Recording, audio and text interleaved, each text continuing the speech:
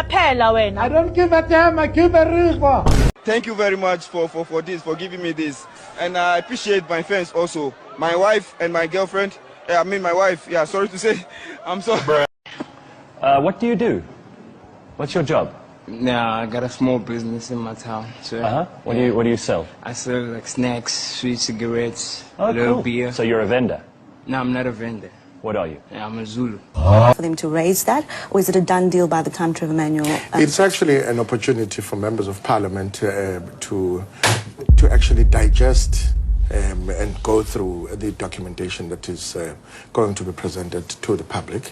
And the opportunity for proper engagement is actually after the tabling of the... When did you realize that you were actually a white person trapped in a black person's body?